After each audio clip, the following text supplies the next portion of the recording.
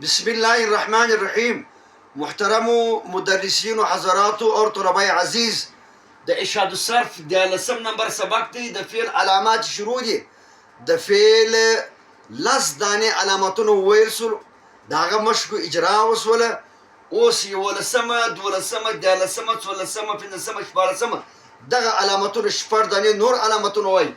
چنانچې د فعل یولسم علامت دا د کلمې په آخر کې به تا متحرکه مطوله وي. متحرکه معنا حرکت، زبر زیر پیش.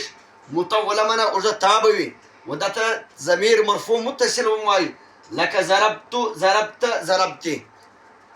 د کلمې په آخر کې به تم، تما، تن یا نه ضمیرونه راغلي وي چې و ده ته ضمیر مرفوع متصل وایي، لکه ضربتم، ضربنا، ضربتما، ضربتن.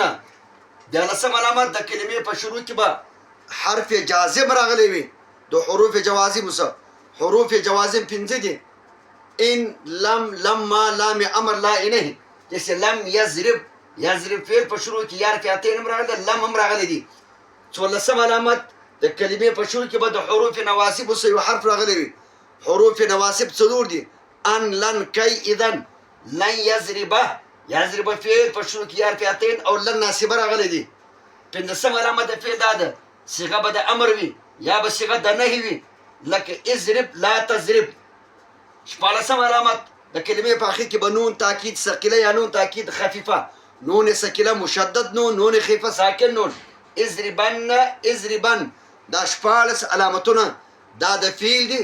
سبا به خدای کړي د فعل د شپږو علامتو اجرا کیږي. د دې بعد به انشاءالله دا خبره کوو چې و اسم فعل حرف ته سه اقسام وایي او د طالبانو سره اوس اجرا په کوم شکل باندې کیږي.